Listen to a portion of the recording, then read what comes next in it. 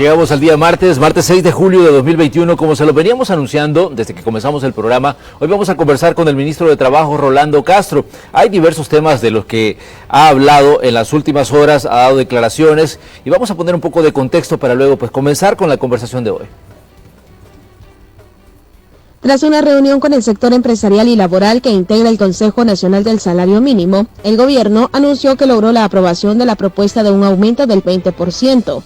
El ministro de Trabajo, Rolando Castro, en conferencia de prensa este lunes, descartó que vaya a existir un incremento en los precios de la canasta básica, ya que el gobierno ha tomado medidas paralelas al aumento al salario mínimo. Señaló que a través de un subsidio que maneja Bandesal, el gobierno apoyará a las micro, pequeñas y medianas empresas que aumentarán el salario a sus trabajadores. Indica que existen las condiciones adecuadas para incrementar el salario a los salvadoreños y añadió que no se puede generar despidos. Además, afirmó que con este incremento los trabajadores pueden cubrir parte de la tasa de vivienda. Sostuvo que en cuanto salga la publicación en el diario oficial, el Ministerio de Trabajo saldrá a hacer inspecciones para el cumplimiento del incremento. Durante la conferencia que brindó ayer, el ministro informó su decisión de renunciar a su visa para entrar a Estados Unidos, pues a su criterio, el haberlo incluido en la lista Engel demuestra que dicho documento es poco transparente y no abona al combate de la corrupción. Esta mañana conversaremos sobre este y otros temas con el ministro de Trabajo, Rolando Castro. Bienvenidos a la entrevista de Hechos AM. Así es, este día martes le damos los buenos días al ministro de Trabajo, Rolando Castro, que está con nosotros aquí en Hechos AM. Ministro, buenos días, un gusto saludarle y un gusto recibirle en este espacio. Todo el gusto es mío, Manuel, gracias por la invitación y acá estamos siempre a sus órdenes. Ministro, como en los últimos días hemos hablado mucho sobre el tema del salario mínimo, nos gustaría conocer su opinión respecto a situaciones que se han originado a partir del anuncio y la propuesta que hizo el presidente de la República y que envió al Consejo Salvadoreño del Salario Mínimo, que ya fue aprobada un incremento del 20% a partir del mes de agosto. Pero algunos sectores aseguran que este incremento no es suficiente para cubrir las necesidades que tienen en este caso las personas trabajadoras que devengan y que devengan este tipo de ingresos. ¿Qué dicen ustedes como ministerio, considerando que usted decía que es uno de los incrementos más importantes que se ha hecho en la historia reciente de El Salvador? Sí. No, primero, nosotros tenemos datos estadísticos, nomás llegamos al ministerio, creamos la unidad de inteligencia del mercado laboral, Manuel, para tener datos, porque el ministerio nunca tenía datos. Hemos hecho un análisis del comportamiento de todos los incrementos de salario de 3 décadas, estamos hablando de 30 años, claro, y los niveles promedios que han existido en los incrementos al salario mínimo ha sido 6, máximo 9%. Eso ha sido los datos históricos que tenemos. Y prueba de ello, de que por ese comportamiento histórico, es que El Salvador ha estado en los salarios mínimos más paupérrimos de la región. De repente hay gente que opina que es Nicaragua, pero la accesibilidad a la canasta básica de Nicaragua es mucho más cómoda, es mucho más accesible y claro, es mucho más amplia que la que está definida en El Salvador. Dicho eso, fue el análisis, fue un trabajo técnico muy profundo que se hizo, liderado por el presidente Bukele, y el presidente al final dijo, nosotros no podemos salir con un 9%, que ha sido lo máximo de los niveles promedios que han habido en la historia, ni vamos a salir con un 10, ni con un 12, ni con un 15, sino los estudios y los análisis nos definieron también a través de la decisión y la voluntad del presidente, que debemos de empezar a la construcción de un sistema de dignificación salarial en el país, y es por ello que se toma la decisión del incremento del 20%.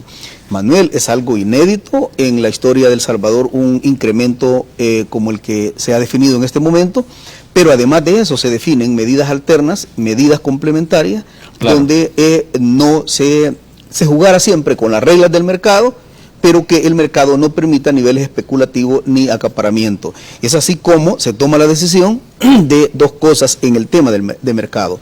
Número 1, entregar entre 1.2 y 1.6 millones de canastas alimentarias a todo el país. Eso llevaría a cerca de 1.2, 1.3 millones de familias que no van a ir al mercado a comprar estos productos, y eso significa de que en vez de subir, en el marco de la demanda y la oferta, pueda bajar el tema de la canasta alimentaria en El Salvador. Ministro, pero hay una realidad, la canasta básica ampliada es difícil de cubrir considerando, digamos, que sí, un salario mínimo cubre las necesidades básicas, pero pues una persona necesita un poco más allá de las cosas de consumo básico. Y se ha dicho que la canasta básica ampliada anda por lo menos por los $500 o $600 en los tiempos que corren hoy en día, ¿no? Sí, lo que pasa es que, bueno, el Consejo del Salario Mínimo está compuesto por empleadores, por trabajadores y por el gobierno. Y con este incremento del 20%, Manuel, la gente de la ANEP tomó la decisión de no votar.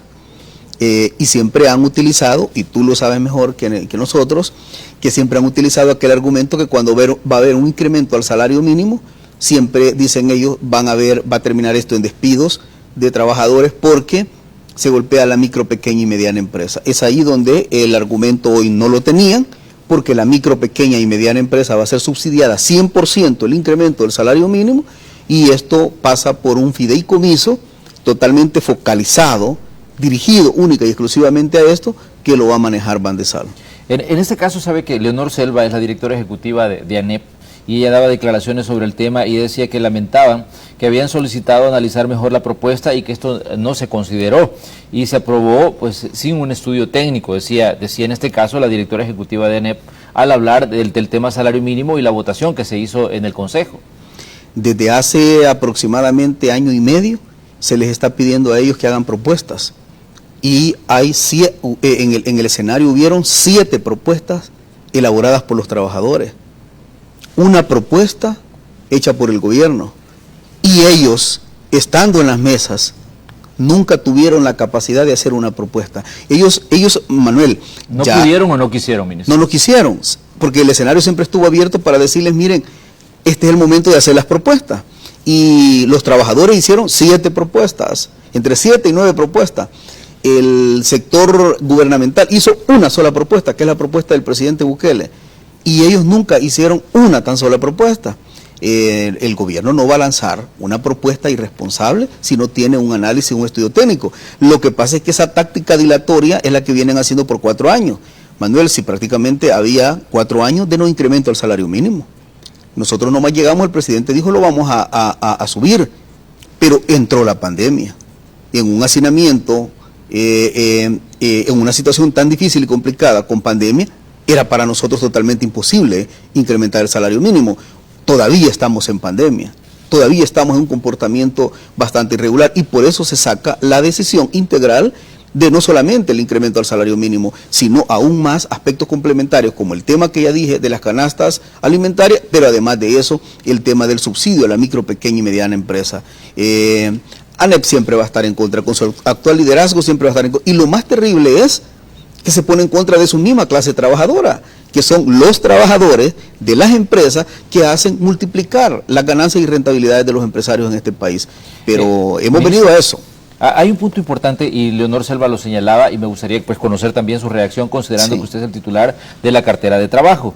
Decía, ¿qué pasa con los incrementos a las aportaciones patronales del IS, las AFP, decía, y el ISAFORP, en caso de las empresas con más de 10 empleados? ¿El gobierno también va a subsidiar esto?, preguntaba él. Sí, es que ese es el problema, de que emiten comentarios solamente por ser oposición, emiten comentarios solo por llevar la contraria al gobierno, emiten comentarios solamente por querer denigrar un planteamiento o políticas públicas que estamos creando en este momento, pero desconocen totalmente todo. Todo eso va a ser manejado y va a ser financiado, subsidiado en este momento durante 12 meses por el gobierno de la República, para que no salga lastimada ninguna micro, pequeña y mediana empresa.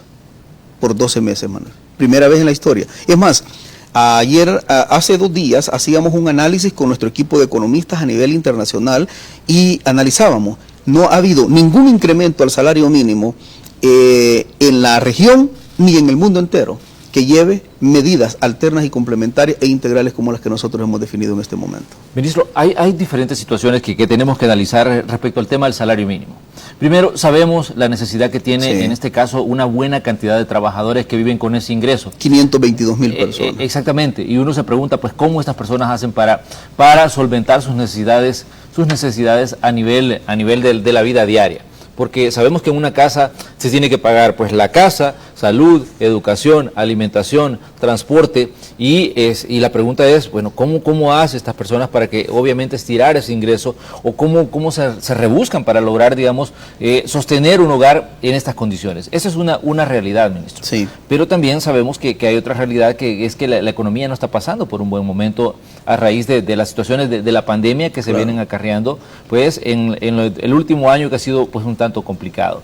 Pero, ¿qué dice usted, ministro, a quienes aseguran que el incremento del salario mínimo tiene más un tinte político que técnico, y que busca, sobre todo, ganar simpatías y no, digamos, solventar las necesidades, en este caso, de los trabajadores?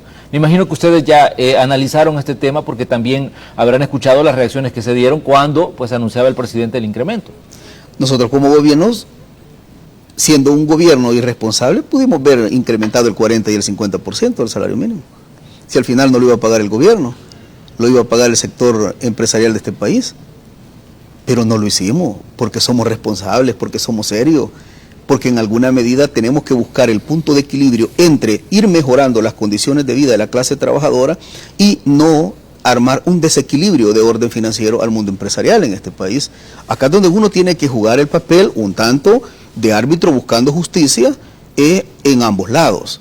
Pudimos haber hecho un incremento al salario mínimo del 40%, del 50%, pero era totalmente irresponsable de parte nuestra. Lo más que logramos alcanzar bajo los estudios técnicos y no desequilibrar el comportamiento financiero del mundo empresarial en este país, anda el 20%, con el apalancamiento del Estado, del subsidio a la micro, pequeña y mediana empresa. Ahora, hay que reconocer algo, como tú lo acabas de decir, Manuel. Tenemos una estructura salarial en este país injusta. Tenemos una estructura salarial en este país ingrata, y tenemos una estructura salarial en este país muy poco decente. Yo, exactamente lo que tú me acabas de decir, en 3 ocasiones le dije a la ANEP que me gustaría que muchos empresarios de la ANEP vivieran un mes nada más con el salario mínimo existente en El Salvador. Se los dije hace 6 meses, se los dije hace 1 año. Les dije, hagan una prueba, sobrevivan un mes nada más, no les pido mucho, un mes, sobrevivan ustedes y su familia con el salario mínimo en El Salvador. Es la única forma que van a lograr entender en las condiciones que tienen a nuestra clase trabajadora. Ahora, nosotros tenemos un quinquenio, y en el quinquenio tenemos que dignificar a nuestra clase trabajadora. Yo me siento orgulloso, Manuel, porque estando en el Ministerio de Trabajo, bajo el liderazgo del presidente Bukele, es el incremento al salario mínimo más decente de toda la historia que ha habido. El más decente de la historia. Y creo que con las proyecciones que nosotros tenemos, Dios mediante, vamos a dejar un legado de dignificación del concepto de dignidad de la clase trabajadora salarialmente hablando. Ahora, esto significa, Manuel, dinamizar la economía. Esto significa garantizar respaldo total a todos los sectores productivos de nuestro país, y eso significa crecer, y estamos por la ruta correcta, porque el mundo empresarial en El Salvador y la inversión internacional también está llegando, y lo estamos midiendo con las creaciones de más y mejores fuentes de empleo. Ministro, hasta ahora Hacienda ha dicho que no tiene claro de dónde van a sacar el tema para subsidiar el incremento al salario mínimo. Esto es una situación preocupante, porque ya estamos a julio, el tiempo pasa muy rápido, y el presidente de la República decía que quería que este incremento se diera a partir de agosto. Pues no entiendo cuáles son las fuentes de Hacienda que han dicho que no saben de dónde lo van a sacar. No, él ha dicho que va a salir del presupuesto general de la Nación o del Fondo General de la Nación, sí, pero hasta ahora no se tiene claro, digamos, cómo se va a financiar o de qué áreas se van a reasignar del presupuesto. Ya está totalmente claro todo, ya está definido absolutamente todo, y esos datos los maneja el ministro de Hacienda. Este día se envía toda la documentación del Ministerio de Trabajo, del Consejo del Salario Mínimo, que la sede es en el Ministerio de Trabajo, se envía a Hacienda. Hacienda inicia ya el proceso en la Asamblea Legislativa para la creación de la ley de fideicomiso, focalizada y totalmente dirigida a esto, y Hacienda ya tiene los rubros presupuestarios de los cuales se va a financiar este incremento. También habían posicionamiento de parte de algunas gremiales de pequeñas empresas y decían que hasta ahora el gobierno no les ha informado cómo será el mecanismo de entrega del subsidio que ha ofrecido para estas pequeñas empresas. Sí. Es decir, no saben cómo va a funcionar el tema del fideicomiso a través de Bandesal. ¿Qué dicen ustedes considerando de que están pues manejando el tema y en este caso usted, que es uno de los principales involucrados por ser ministro de Trabajo, ¿no? Sencillo, Manuel. Tú tienes una empresa de 10, 20, 40, 50, 100 trabajadores, que es la parte que aparece la micro, mediana y pequeña empresa. Tú demuestras tu planilla que has tenido 20, 15, 30 trabajadores, los que sean, hasta llegar a 100, y luego defines, preparas tu planilla, la llevas a Bandesal, que has estado teniendo esa planilla de carácter permanente, claro, y que en el próximo mes ya llevas el incremento para los trabajadores. Tú mostras única y exclusivamente eso, llenas un formulario de entrega de documentación y Bandesal de forma expedita, rápida, eficaz, entrega el dinero que tiene que ver con el aspecto complementario del incremento del salario. En este caso, también decían las gremiales de pequeños y medianos empresarios que decía, este es un tema que no estaba sobre la mesa y 15 días después lo ponen y lo aprueban de un día para otro. Me imagino que usted tiene una explicación, ministro. No, el incremento del salario mínimo, bueno, yo tengo 2 años de ver conformado el Consejo del Salario Mínimo. Claro. Y está conformado por la ANEP, está por la empresa privada, está conformada por los trabajadores, por los dirigentes sindicales, está conformada por el gobierno, y eso lo armamos. Y el Consejo del Salario Mínimo solo tiene una función, fíjate, Manuel, y es revisar precisamente el incremento del salario mínimo. Entonces nosotros tenemos, yo lo institucionalicé hace 2 años y hemos estado trabajando duro en eso, hemos estado trabajando fuerte. Insisto que el sector privado nunca presentó una propuesta. El sector laboral presentó entre 7 y 9 propuestas de incremento del salario mínimo. Así que lo hemos estado trabajando. Y es que el salario mínimo no puede decir, es que en el Consejo del Salario Mínimo nunca se discutió este tema, sino que otro. No, es que está el Consejo Superior del Trabajo, que ese tiene que ver con políticas públicas integrales y generales de una nación. Pero el Consejo del Salario Mínimo no tiene ningún otro tema que discutir ni analizar. Es el incremento al salario mínimo. Nosotros ahí hemos estado. Ahora, que sus representantes del sector empresarial no les hayan informado a ellos, esa ya es otra cuestión. Pero han estado asistiendo todos los sectores representados en el Consejo. Todas las veces que se ha convocado Consejo de Salario Mínimo, todas las veces han participado los 3 sectores, Manuel. Muy bien, ministro, definitivamente que esta es una situación, como decíamos, que genera mucha expectativa en el ciudadano, considerando, como decíamos, la cifra que usted mencionaba de 522,000 personas que son las que devengan un salario mínimo. Considerando, digamos, ya decíamos, la situación de la economía que no ha estado pues del todo bien debido a situaciones que todos conocemos, como el de la pandemia. Pero, ¿qué dice usted en este caso a los trabajadores, que son los que en determinado momento van a percibir el incremento?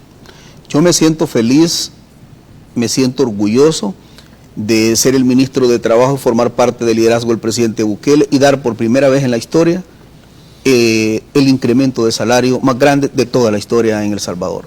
Eso es sumamente importante. De repente alguien dice, ¿cuánto le va a llegar a aquel trabajador que gane el salario mínimo? El nivel promedio ha ganado 302,80 centavos. A ellos les va a llegar $60 y fracciones. Manuel, para nosotros y para mucha gente probablemente $60 no es significativo al mes, pero los estudios que nosotros tenemos es que el nivel promedio de esos trabajadores que ganan el salario mínimo, el pago de su vivienda en el Fondo Social para la Vivienda o en una institución financiera que les ha comprado su casita, la cuota mensual anda entre 55 y $60. O sea, probablemente para mucha gente $60 no puede ser significativo. Para estos trabajadores que tienen toda una vida, toda una historia de este país, ganando $300 y hoy se les incrementa el 20%, es significativo. ¿Es suficiente? ¿Es un éxito total? No. Todavía tenemos que seguir trabajando esto. El estudio que nosotros tenemos es que aparte de las 522,000 personas, trabajadores que salen favorecidos con este incremento, nosotros hemos promediado 2 personas adicionales en el núcleo familiar. Estamos hablando de que este beneficio llega a cerca de 1.5 millones de salvadoreños de forma directa. De forma indirecta, el nivel adquisitivo que van a tener nuestros trabajadores es distinto al que han tenido durante todo este tiempo. Incluso eso va a afectar de forma positiva las mismas proyecciones de crecimiento de PIB en El Salvador, porque va a haber dinamización económica. Lo que no han logrado entender los empresarios en este país es que en la medida que los trabajadores tengan salarios dignos, justos y cada día tengan un mejor ingreso salarial, la misma economía va a dinamizarse.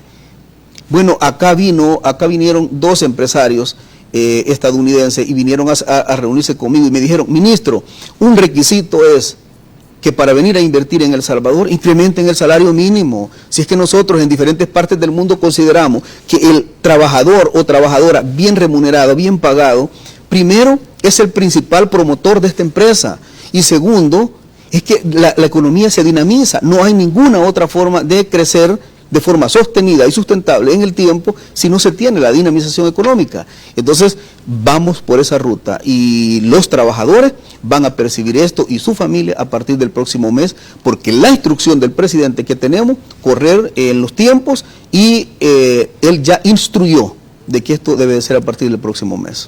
Ministro, el anuncio que hacía el presidente de la República hablaba de un subsidio que va a comenzar en agosto y se va a mantener hasta 2022. Sí. Pero una de las interrogantes es cómo hacer para que, digamos, o verificar que esto pues se cumpla más allá de 2022, porque es ahí donde termina el subsidio que va a dar el gobierno para el incremento del salario. ¿Consideran ustedes que las empresas ya van a tener las condiciones para poder asumir, las pequeñas, las medianas, las microempresas van a tener la capacidad de asumir ese incremento ya a partir del otro año? Y por eso se definió eso, porque siempre la petición de la micro, pequeña y mediana empresa dice: solo regálennos una palabra, gobierno, una, que se llame predictibilidad. O sea, nosotros estamos dispuestos, nos ha dicho la micro, pequeña y mediana empresa, a cumplir todo. Solamente regálennos esa palabra, que se llame predictibilidad. Entonces al final nosotros planteamos, tiene razón, porque no es lo mismo hacer un cambio en el tema financiero, una empresa grande, que esta micro, pequeña y mediana empresa. Y en nombre de esa predictibilidad, es que hemos otorgado el subsidio durante todo un año. Es más, pudimos verlo hecho durante 6 meses y eso suponía un replanteamiento ya de orden estratégico y planificación empresarial para cubrir esto, pero no pensamos en 6 meses, pensamos en 12 meses. En esos 12 meses, todo nuestro tejido productivo debe de planificar lo que los compromisos que vienen sobre el salario mínimo. Como decíamos, este es un tema que le interesa pues a muchas personas que están pues pendientes de este incremento al salario mínimo y que va a entrar pues en vigencia a partir del mes de agosto. Por lo menos eso es lo que planteó el presidente de la República, eso es lo que ya está aprobado y que definitivamente pues genera pues mucha expectación a nivel de toda la población. Vamos a ir a una pequeña pausa comercial, pero cuando regresemos vamos a continuar conversando con el ministro de Trabajo, Rolando Castro. Continúe con nosotros, volvemos enseguida.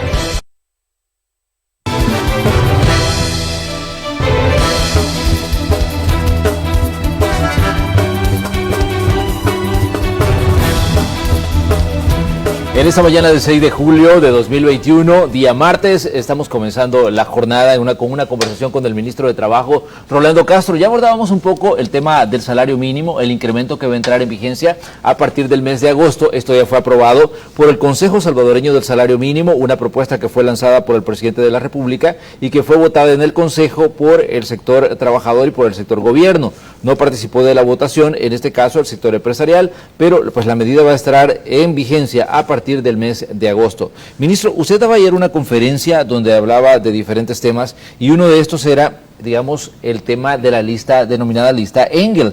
Usted decía que renunciaba a la visa para viajar a Estados Unidos y esto pues generaba diversas reacciones en redes sociales y alguna gente decía que cómo se puede renunciar a algo que ya le habían quitado. No sé, me imagino que usted tiene algo que explicar sobre este tema y su decisión de renunciar a la visa, decía usted, no de forma temporal, sino de forma definitiva.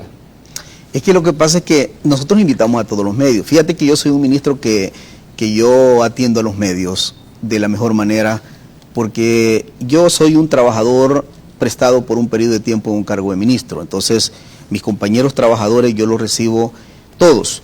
Absolutamente todos, no importa que llegue gato encerrado, que llegue el que no esté encerrado, que llegue el periódico de Fito Salume, Factum, no importa que llegue el Faro, yo a todos los atiendo de la misma manera. Y resulta que los invité a todos, pero no llegaron estos últimos que acabo de mencionar, ¿verdad? Entonces al final, como ellos no estuvieron, partiendo de la buena fe, tergiversaron absolutamente todo. Yo dije que la encargada de negocios planteó en una entrevista que dos cosas se pierden de inmediato apareciendo en la lista Engel. Número uno es que si hay cuentas financieras en los Estados Unidos, claro, que de inmediato, no sé si se revisan o se congelan, algo por ahí. Pues este ministro, ni en Estados Unidos, ni en ningún banco del mundo tengo, porque yo he sido un asalariado y sigo siendo y me sigo considerando un asalariado. Y en este gobierno exactamente solo cobramos lo que aparece en planilla. No somos ministros ni diputados como los anteriores, que no les importaba llegar la fecha de pago porque el sobresueldo era el que estaba por encima de todo. Nosotros sobrevivimos, yo sobrevivo directamente de un salario. Entonces, no tengo ese tipo de problema. El otro caso que explicó la encargada de negocios es que pierde automáticamente la visa. Fíjate que yo hacía cuenta. Yo tengo 6 años de tener la visa, Manuel. Y solo he viajado entre 7 u 8 veces a Estados Unidos. Y uno ha sido porque fui con mi familia. Un viaje. Entonces, quiera si o no, no tengo los recursos para ser un turista viajero internacional.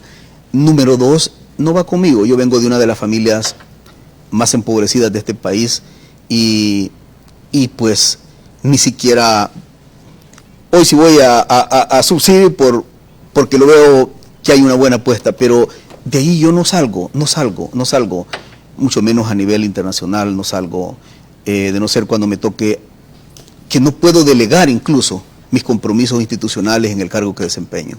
Pero de lo contrario yo no soy viajero, Entonces, al final, si la visa es como la carta fuerte de la lista Engel, pues para mí no tengo ningún tipo de afectación. Y la encargada de negocios dijo, quien aparece en la lista Engel pierde su visa automática por 3 años. Así lo dijo textualmente. Entonces yo, ante eso dije, bueno, he tomado una decisión. Aparecer en esa lista me lleva a que de forma determinante y durante toda mi vida y durante toda mi existencia no voy a volver a hacer una solicitud de visa en la Embajada de los Estados Unidos. Porque yo sí creo que ese documento que sirve para cruzar fronteras, si eso es a cambio del insulto a tu dignidad, en la vida, las personas que a mí me formaron, yo me crié con mis abuelos no sabían leer y escribir, y nos dijeron algo, Manuel, que tú en la vida puedes perder todo, absolutamente todo, pero lo que nunca puedes perder es el concepto de tu propia dignidad, la mayor riqueza de nosotros. Los que hemos nacido en cunas humildes, la mayor riqueza y la más grande de nosotros es la dignidad. Entonces yo no voy a volver a adquirir, durante Dios me preste la existencia en esta vida, una visa de los Estados Unidos, porque no el pueblo de los Estados Unidos es un pueblo al que yo le estaré todo el tiempo agradecido por su espíritu incluso de solidaridad que ha tenido con nuestro El Salvador. Pero haberme incluido solamente por influencias de grupos internos y externos, donde incluso está Douglas Farah involucrado en esto, haberme incluido, creo que han insultado la dignidad de una persona que nunca debió haber estado en una lista como esa. Ministro, específicamente el señalamiento que se le hace a usted en esta denominada lista Engel, dice haber obstruido investigaciones sobre casos de corrupción y haber socavado los procesos o las instituciones democráticas con el fin de dañar a opositores políticos. ¿Cuál considera usted que es el fundamento que tiene esto para digamos, entender un poco el señalamiento que se le hace a usted? O por lo menos, ¿dónde encuentra usted, digamos, la base de esto que se le está señalando? Qué bueno que tú lo pones en contexto. Yo aparezco en una lista que no aparezco por ser una persona corrupta, tal como tú lo acabas de decir. Dice el señalamiento que es por haber obstruido investigaciones sobre casos de corrupción. Obstruido investigaciones sobre casos de corrupción. No sé, no tengo idea. En el Ministerio de Trabajo no hay nada que yo pueda esconder porque resulta que ahí no tengo dinero ni siquiera para pagar la energía eléctrica. O sea, es el ministerio más pobre del Estado salvadoreño y el 95% del presupuesto se va en el contrato colectivo con los trabajadores. No tengo. Y no me interesa un ministerio con dinero. Me interesa un ministerio que dignifique. Pero también dice la otra parte, por haber socavado los procesos de instituciones democráticas con el fin de dañar a opositores políticos. Quiero detenerme y quiero que me permitas explicarte esta situación. Claro, por favor, ministro. En primer lugar, nunca he tenido la calidad de tener opositores políticos porque nunca he participado en un cargo de elección popular. Yo solamente tuve dos problemas, con dos actores tuve problemas. Con Neto Mason, con el asesor de Almagro, de la OEA, que está en el sector 9 en este momento de Mariona, y está por haber financiado grupos criminales en El Salvador, comúnmente lo conocemos con pandillas, y tú como periodista sabes que en El Salvador las pandillas están calificadas, incluso hasta por resolución de la Sala de lo Constitucional, como grupos terroristas. Paradójico e inmoral, o no sé cómo se le puede llamar esto, pero que Almagro querer llevar a Nueva York, o sea, a los Estados Unidos, a Washington en este caso, y a Washington, a un financista de terroristas, entiendo que Estados Unidos siempre ha planteado que no negocia con terroristas, pero estaba llevando de asesor a un financista de terrorista. No lo digo yo, lo dice los tribunales competentes, pero, ministro, y está en este momento. Es el único con el que tuve problema. Y el otro con el que tuve problema, que tú lo sabes muy bien, es Fito Salume, que por cierto, paradójico esa lista Engel. Dice la lista Engel que Salume está en esa lista por corromper a un magistrado, pero resulta que paradójicamente en esa lista no aparece el magistrado.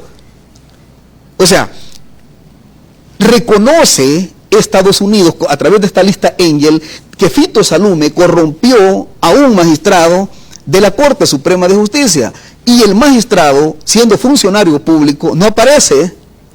Y en este caso es el que siempre se dijo que era Argueta Manzano, que hubo una compra de un apartamento a nombre de Fito Salume y que ahí ha estado viviendo Argueta Manzano. Y hay una cosa más, y esto me quiero detener. Yo puedo decir cualquier cosa porque al final se dice el ministro, pero yo quisiera que tú leyeras, acá exactamente está, Manuel, la offshore de Panamá, que se llama Continue Overseas Corporation, cuyo capital tiene $1,000. Ahí lo tenés tú, apostillado. ahí dice Manuel, capital, y esa offshore compra, aquí traigo la escritura, el apartamento por $476,090, cuando esa offshore solo tiene $1,000, y compra un apartamento por casi $500,000. Y mira quién es el nombre de quien compra esa empresa. No, porque de repente, Manuel, pueden decir que yo digo, me gustaría que tú como periodista verifiques quién es el que aparece ahí. Por la compra y el nombre. Ahí todavía te lo he traído así incluso. Okay. Dice que es Fito Salume, compra el apartamento. Angel dice de que en efecto corrompió, pero no dice el magistrado. Y el magistrado era funcionario público. Pero ministro, de hecho, bueno, la encargada de negocios de la Embajada de Estados Unidos decía que esta no era una lista definitiva, que podían en determinado momento publicar más. Sí, pero ¿por qué no lo publicaron si el caso ahí está consolidado? Y es más, dice que Fito es por eso. Y si Fito es por eso, porque compró la voluntad de un magistrado, ¿por qué aparece el corruptor y no aparece el corrupto entonces? Te voy a decir lo siguiente, la lista Angel no es para dar a conocer casos de corrupción. Si fuera para dar a conocer casos de corrupción, ¿dónde está Tony Saca, que incluso está condenado en este país, y por qué no aparece en la lista Angel? ¿Por cuánto ha sido judicializado el caso de Saca? Por $350 millones, que recientemente acaba de quedar capturada y detenida su esposa por encontrarla culpable ante los tribunales de este país, y aparece en la lista Angel. ¿Dónde aparece Alfredo Cristiani, que saqueó prácticamente la banca de este país? ¿Dónde aparecen esos diputados corruptos y ministros corruptos de gobiernos anteriores que hicieron uso de los sobresueldos? ¿Dónde está un delincuente asilado que tenemos en Nicaragua en este momento, que está judicializado por más de $350 millones? ¿Dónde aparece en la lista Angel? La lista Angel para nosotros es una lista con muy poca credibilidad, más lo vemos que es parte del tablero de la geopolítica internacional. Y una cosa, a mí me incluyen, como tú muy bien lo dices, no es por acto de corrupción, sino precisamente, esos son los dos oponentes políticos que yo he tenido, si le querés llamar oponentes políticos, esos son. O sea, este ministro lo que ha trabajado es en combatir firmemente a los corruptos de cuello blanco, y por combatir a los corruptos de cuello blanco, personas asalariadas, lobistas, como por ejemplo Douglas Farah y otro equipo más que trabajan acá. Y te voy a decir algo, ¿y qué credibilidad tiene el 100% solo que es una lista porque es de los Estados Unidos? ¿Qué credibilidad tiene? Son los 10 mandamientos de la ley de Dios. Falso. Y no hace aproximadamente unos años, en el gobierno de Obama, incorporaron a unas personas que dijeron que eran narcotraficantes de acá de El Salvador, y que estaba ahí un señor Adán Salazar, que lo apodan Chepe Diablo, y que lo metieron a la lista Kingpin, y resulta que 2 años después tuvieron que sacarlo porque al final no aparecía. O sea, no. Ahora, el gobierno de los Estados Unidos tiene todo el derecho, como un gobierno y como un pueblo soberano, de crear todas las listas que crea conveniente. Como también nosotros, ojalá y un día incluso, nosotros armemos la lista de ciudadanos estadounidenses que han venido incluso a hacer negocios acá y que son corruptos. Yo te voy a poner un tan solo ejemplo. A mí me pide, en aquel momento que era dirigente sindical, me pide, por ejemplo, los Tinter, que intervenga por el caso de Gilberto Soto. ¿Tú te recuerdas de eso? Y resulta que me dicen, ¿saben qué? Los Tinter han contratado a un investigador especial que va junto con usted, que es ex-DEA, y que ese ex-DEA va a ayudarle a facilitar todos los procesos. Ok, bueno, si es ex-DEA uno tiene un nivel de credibilidad. Y resulta que venimos a unas entrevistas y el entrevistador nos preguntaba, pero mire, ¿y qué pasa con el caso del atentado de Gilberto Soto? Es que fíjese que pasa esto y esto, y bueno, pues nosotros queremos que se aclare esta situación. Y salía el ex-DEA y le preguntaban, ¿y usted qué opina? ¿Cómo va el caso de Gilberto Soto? Ay, que Chepe Diablo es narcotraficante. Y entonces, y volvía otra vez el entrevistador y le decía, mire, ¿y qué opina con el caso de Gilberto Soto, que pasó esto y que la bicicleta no se encontró y que no sé qué? Es que Chepe Diablo es narcotraficante. Entonces, y de repente, pero mire, por favor, contéstenos, usted es un ex-DEA y este ex-DEA viene a hacer un trabajo acá por el esclarecimiento del asesinato del dirigente sindical Gilberto Soto de los Tinter. ¿Qué opina? Que Chepe Diablo es narcotraficante. Entonces de repente yo cuando estaba a la par dije, bueno, ¿y este qué? Y este ex DEA viene a esclarecer el caso de Gilberto Soto, pero la verdad es que traía un sistema ya pregrabado que solo decía Chepe Diablo narcotraficante. Y de repente me doy cuenta que ese ex DEA pagado por Fito Salume.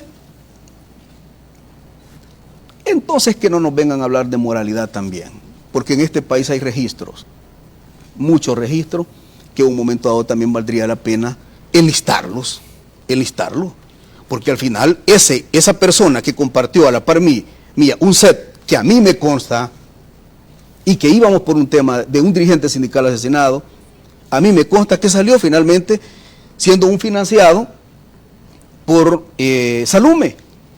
Entonces, ¿de qué solvencia moral vienen a hablar a veces? Ojalá y nosotros enlistemos también una lista de corruptos de Estados Unidos que vienen precisamente en esas condiciones.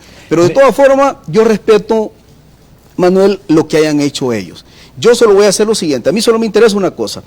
Yo voy a enviar un documento, humildemente, como un ciudadano de un país humilde, pero trabajador, voy a mandar al Departamento de Estado a que me digan cuáles son, porque estas cosas que dicen acá, estas son unas locuras de que me acusan que porque he atacado oponentes políticos. Yo no tengo oponentes políticos, yo lo que he combatido son dos corruptos, uno que está en Mariona y otro que es el rey de los paraísos fiscales. ¿Y los paraísos fiscales para qué sirven? Fito Salume, ¿para qué ocupa los paraísos fiscales? Solo son dos cosas. Una, son los evasores de impuestos y los lavadores de dinero. Es más, investíguenlo, las cuentas que tienen en Estados Unidos. Las cuentas que tiene allá en España, investíguenlo. O sea, eso es lo que yo he hecho. Y una cosa, y si por enfrentar delincuentes de cuello blanco me van a enlistar en 4 listas más de los Estados Unidos de América, pues que lo sigan haciendo. Yo no tengo ningún problema. Yo concluyo lo siguiente. En mi calidad de ministro, yo solo le entrego cuenta a Dios, con mi conciencia de hacer las cosas justas, correctas y legales. 2, al presidente de la República, que es mi jefe y tengo que entregarle cuenta. Y 3, al pueblo salvadoreño.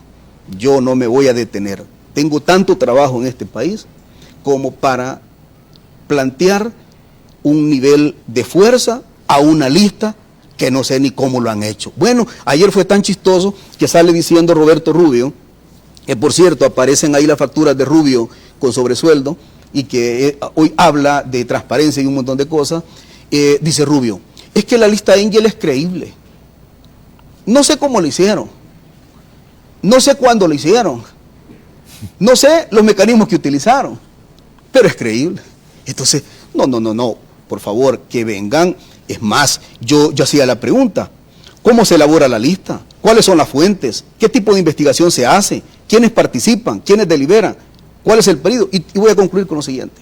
Este servidor que han incluido a esa lista tiene solvencia moral más que los que me han incluido en esa lista y los que escribieron esa lista.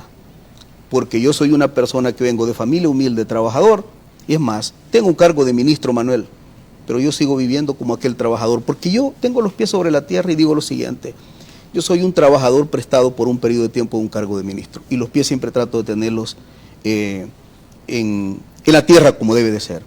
Y una cosa me enseñaron esos viejitos que a mí me formaron, me dijeron de rodillas solamente ante nuestro Padre Celestial. No voy a estar de rodillas ante entes o instituciones que se consideren poderosas y por ese poderío quieran en alguna medida humillar a los más débiles. Ministro, ¿han considerado ustedes las implicaciones que puede tener, digamos, para el cargo de ministro de Trabajo el hecho de ser mencionado en esta lista? Porque sabemos que, bueno, usted estuvo viajando a Estados Unidos por el tema de enviar trabajadores allá, mano de obra salvadoreña, a territorio estadounidense. ¿Esto puede traer, digamos, algún tipo de implicación para este tipo de proyectos, considerando de que, pues, todavía está abierto el proceso para enviar trabajadores allá? Y seguimos enviando. No, para nada. Yo para lo único que viajé a los Estados Unidos en el tema de mi cargo es para ir a firmar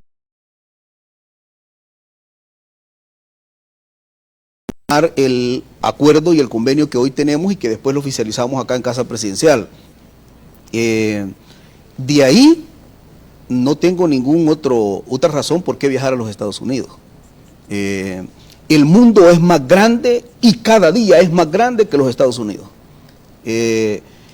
Ahora, el programa de migración laboral a nuestro juicio, no se pone en riesgo. Por una razón, porque no es el ministro que está pidiendo viajar a conseguir trabajo a los Estados Unidos. No, el ministro lo que tiene es un banco de datos de 40,000 personas que tenemos el listado, que los tenemos ya, y que por cierto en la embajada tenemos ya solicitando visa, más de 40 personas y la embajada todavía no ha entregado las visas.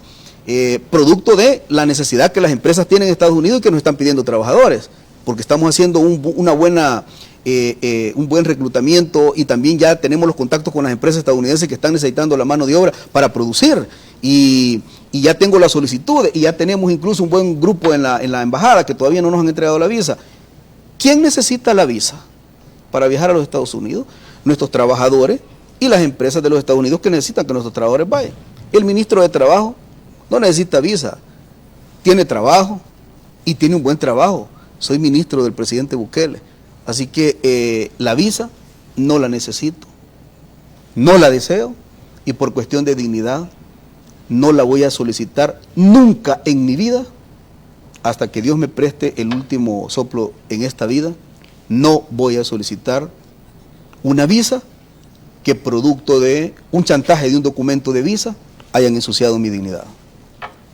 Ministro, ¿cómo está el tema del envío de trabajadores? Este es un programa en el que usted pues, ha trabajado directamente. Sí.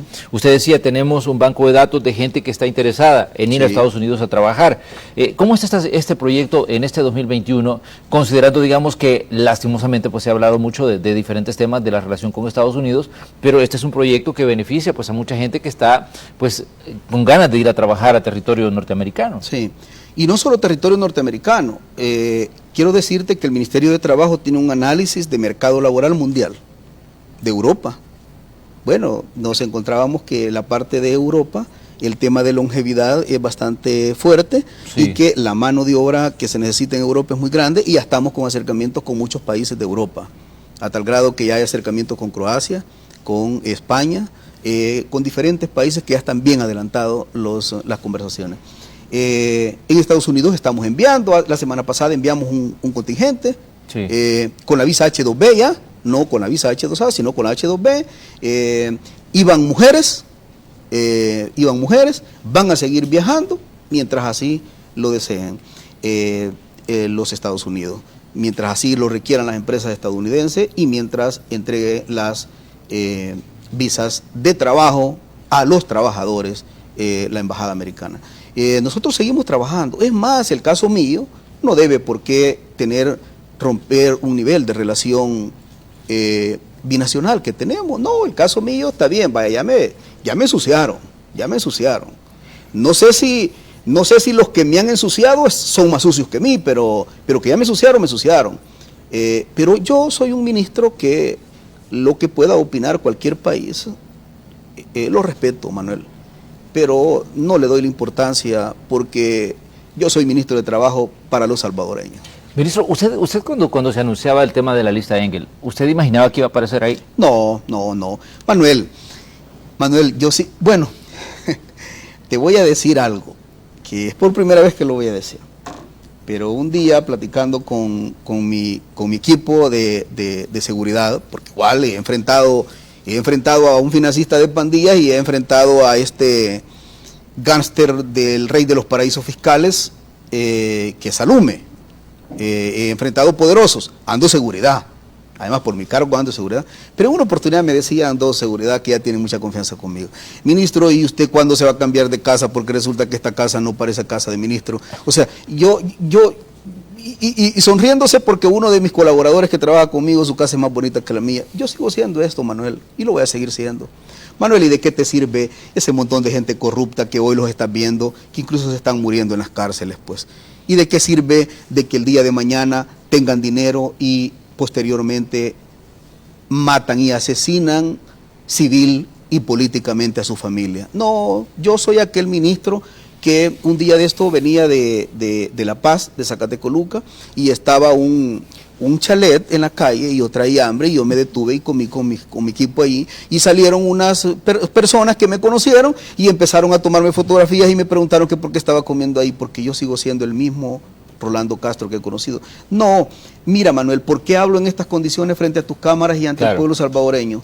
Porque soy una persona que no tengo ni techo ni piso de vidrio. Yo soy una persona, lo que siempre he demostrado. Es más, incluirme en esto, con este argumento, en ningún argumento dice ahí que yo soy corrupto, en ningún argumento dice que yo he hecho esto, en ningún momento dice esto, dice que es por la obstrucción sobre casos de corrupción, no sé cuáles son, y dos, dice que por enfrentar a estos pobres oponentes políticos, que uno está en el sector 9 y que el otro es el rey de los paraísos fiscales y de evasores de impuestos. Manuel, ese ha sido mi trabajo, tú conoces mi trayectoria. Es más, si yo te preguntara a ti, que si tú creías que yo iba a aparecer en una lista, te garantizo que no lo esperaba. Nadie lo esperaba en este pueblo. Porque yo puedo tener 99% de defectos, como toda obra humana que soy. Polémico si querés, fuerte a veces en algunos temas. No sé, puedo cometer errores, como toda obra humana comete errores que solo Dios es el único que no. Pero una cosa, corrupto ni nada que se parezca, nada cercano a mí sobre eso.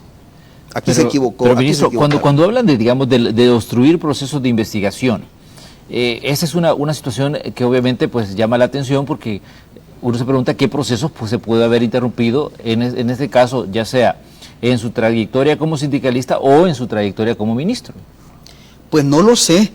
Fíjate que incluso, por eso es que digo, no sé ni siquiera los intervalos de investigación que han hecho, porque yo no sé si eso me lo adjudican como exdirigente sindical o como ministro, no lo sé, la verdad no lo sé. Lo que sí dice que es el ministro de Trabajo, dice ahí en la lista, ¿verdad? Que es el ministro. Y que por cierto la lista dice de que parte de la fuente son los datos periodísticos, entonces ya me imagino, el dato periodístico y la fuente del Departamento de Estado es Gato Encerrado, Factum, El Faro, y la caja de resonancia magnética de estos tres élites y de Diario 1, la prensa gráfica. Me imagino que esas son las grandes referencias del trabajo investigativo que tiene el Departamento de Estado. Pero de todas formas, mira, si me preguntas a mí, y lo hemos analizado como gobierno, esa lista es insignificante para nosotros. A los corruptos se están procesando. Y ¿no te llama la atención que, por ejemplo, de repente no aparezca, o sea que los gobiernos de AREN y del FMLN para Angel no existen? Nunca hubo corrupción, nunca hubo saqueo del Estado, si todo el pueblo salvadoreño lo sabe. Y como todo el pueblo salvadoreño lo sabe y no aparecieron en esa lista, esta lista no tiene credibilidad, ni para el gobierno, ni mucho menos tiene credibilidad para el pueblo salvadoreño. Y si no, vean los comentarios que emite el pueblo salvadoreño. Imagínate que tenemos a Saca con 350 millones judicializados y no sale. Imagínate que allá está bueno, yo no sé si es salvadoreño o nicaragüense ya, un corrupto que se robó otros 350 millones que aparece judicializado y no aparecen. Es tan honesta la lista Angel, dicen que hasta el mismo Angel no le permitieron que ganara las internas en Estados Unidos.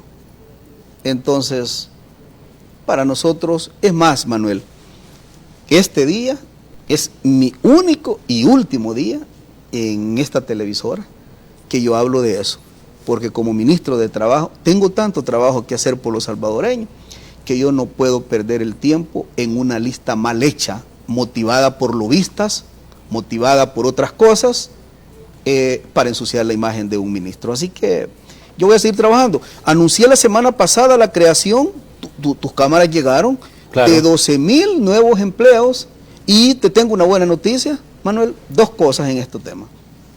Número uno, perdimos en la pandemia cerca de 65,000, 70,000 empleos aproximadamente, claro, con datos ya oficializados. Te cuento la buena noticia, es que el 1 de marzo ya teníamos saldado esa cantidad de... Que se han recuperado los puestos de trabajo. Se recuperaron los puestos de trabajo. Y la semana pasada anuncié la creación de 12,000 nuevos empleos. Y mañana, esto es en primicia, en Canal 12, contigo, anuncio la creación de otros miles de empleos. Estamos con el Ministerio de Trabajo en una intermediación laboral con las empresas que contratan y que crean empleos decentes. Porque yo me voy a regir ante OIT, que el concepto de OIT no solamente es la creación de la fuente de empleo, sino la creación de una fuente de empleo decente y digno. Y mañana anuncio otro. Para eso me ha puesto el presidente. Para trabajar por los salvadoreños. Y a quien siempre le voy a rendir cuentas es a Dios, al presidente y al pueblo. De ahí cualquier otra cosa que salga, no tengo ningún problema. Muy bien, ministro, le agradecemos que nos haya cedido parte de su tiempo en esta mañana de martes. Estamos ya llegando pues a las 7:30 de la mañana. Le agradecemos su tiempo, le agradecemos que haya estado con nosotros en este espacio. Gracias por estar aquí, lo esperamos próximamente para que sigamos hablando de diversos temas, ministro, que le atañen en este caso como encargado de la cartera de trabajo. Y me quedo con lo último, que voy a estar anuente a la invitación porque ya tenía 6 meses, hicimos cuenta, de no venir a estas cámaras. Así que, Manuel, este ministro está con total disposición, que en el momento que crea conveniente estaré siempre compartiendo contigo acá. Muchas gracias, ministro. Rolando Castro, ministro de Trabajo, esta mañana aquí en Hechos AM. Vamos nosotros a la pausa comercial y cuando regresemos vamos a continuar monitoreando el tráfico y también trayéndole detalles de otras situaciones que están ocurriendo a nivel informativo. Continúe con nosotros, somos la Red Salvadoreña de Medios.